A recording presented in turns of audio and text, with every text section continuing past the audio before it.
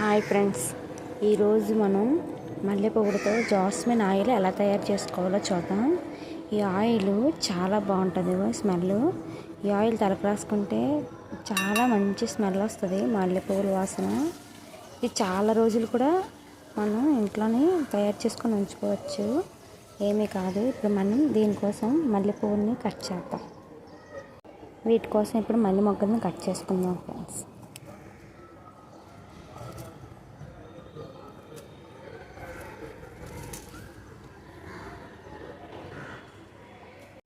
ఇలా మల్లెపూలను ఇలా ఉంచి నైట్ మొత్తం పారాచూట్ ఆయిల్ ఉంటుంది కదా, ఆయిల్ని వేసి నానబెట్టి అలా ఉంచాలండి.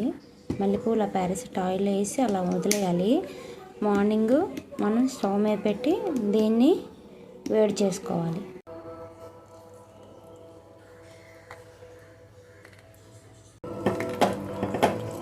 ఇలా వేడి చేసుకోవడం వల్ల మంచి ఈ మల్లెపూలకున్న మంచి వాసన మొత్తం ఈ ఆయిల్లోకి వస్తుంది. ఈ నానబెడతాం కదా నైట్ మొత్తం నానబెట్టడం వల్ల ఆ స్మెల్ అంతా ఆయిల్కి పట్టి ఉంటుంది. ఇలా వేడి చేసి ఇలా బాగా మరగబెట్టడం వల్ల మంచి అరోమా, మంచి స్మెల్ బాగుంటుంది, చాలా బాగుంటుందండి. ఇది హెయిర్కి పెట్టుకుంటే చాలా మంచి వాసన వస్తుంది. మనం జాస్మిన్ కొంటాం కదండి, ఆయిల్ అలాగనే ఉంటుంది. జుట్టు కూడా బాగా గ్రోత్ పెరుగుతుందంట ఇది రాసుకోవడం వల్ల, తలకి హెయిర్కి అప్లై చేయడం వల్ల.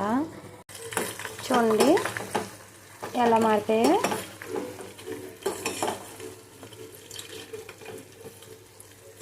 ఎంత మంచి స్మెల్ వస్తుందో. జస్ట్ కొంచెం కలర్ మారితే చాలండి, ఎక్కువ అవసరం లేదు. కొంచెం కలర్ మారాక దీన్ని స్టవ్ ఆఫ్ చేశారు. ఎక్కువగా బాగా కలర్ మారిన వరకు ఉంచినా కూడా స్మెల్ వేరే మారిపోతుంది.